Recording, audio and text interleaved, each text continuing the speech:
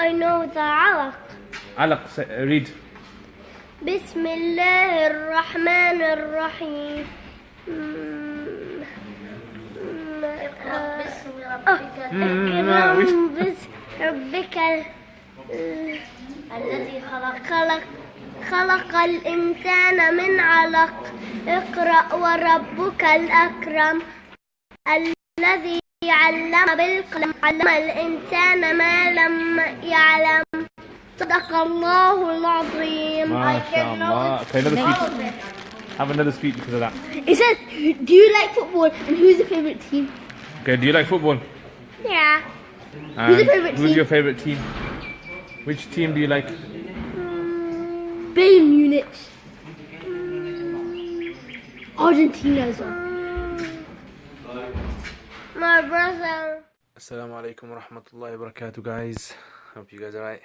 Sunday, and it was early on, it was raining a bit. Now it's become sunny.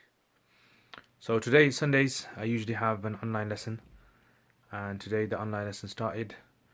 I teach what is known as Quranic Arabic, so it's basically like a kind of way for students to be able to study Arabic grammar and also to be able to implement it in the Quran as well.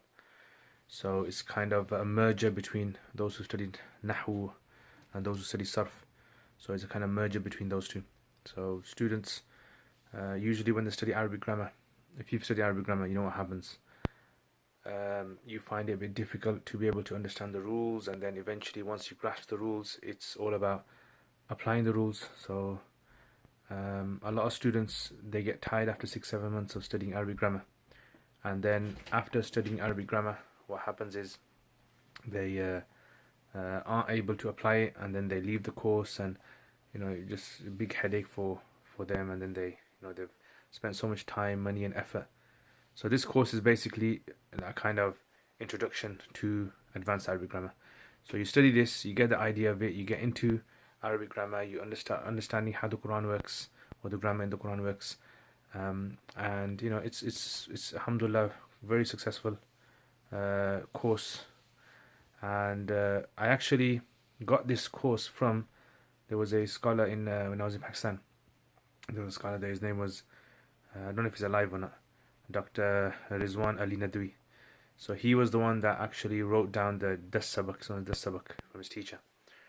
So what happened basically was, I met him, went to his house, me and actually I was taken there with my friend, and he said to me, he's a very knowledgeable scholar, so why don't you just go and meet him? So we went down to his house. After, I remember it was in defense, and we got lost. We couldn't find the exact address. So we eventually found it, alhamdulillah. We met him, very old, and he had his own kind of views regarding the kind of Darsi Nizami system, and he was telling us that this system is very difficult to teach nowadays, and it isn't really practical. And so he said this is a system which he's applied it and it's worked. So he said to me, change it, don't use the same system, change it. So I used the sabak, I used other books, and I changed it, and alhamdulillah, through the Sheikh's du'as, his guidance, and through other people's du'as as well, I got that done. So this is the course basically, it's 17 lessons. So anyway, long story short, started that today again. So today I had the first class, and besides that, I just finished that, had a breakfast, and had tea, and had these I don't know what they're called.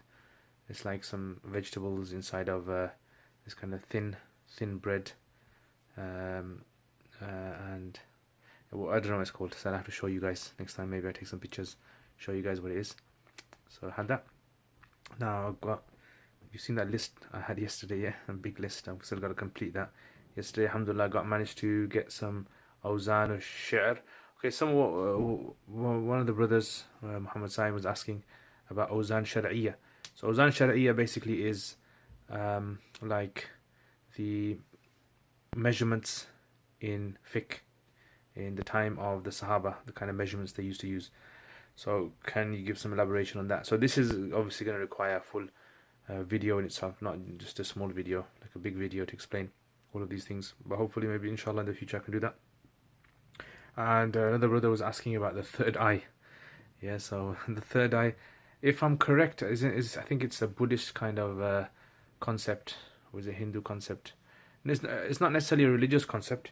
So if they mean by that some sort of like inner perception that a person gains from doing certain exercises, breathing exercises and all of that, I don't think there's anything wrong with that. In doing that itself, actually, Islamically, there is a concept of inner perception that certain people have, and actually, if a person reaches a certain level in their faith, they can actually gain this ability known as firasa. And the Prophet ﷺ mentioned, "Ittaqu firasat al-mu'min." So be wary of the firasa, the deep perception of a believer, because he sees with the light of Allah. So yeah, there is that kind of concept as well. So anyway, guys, I'm going to carry on with my reading. So yesterday, what was I reading about? I was reading about nikah. So basically, when I do a lot of reading, I do a lot of writing as well. So I write what I've read and I make notes on it, and I sometimes put into question answer form just so that I can record it later on.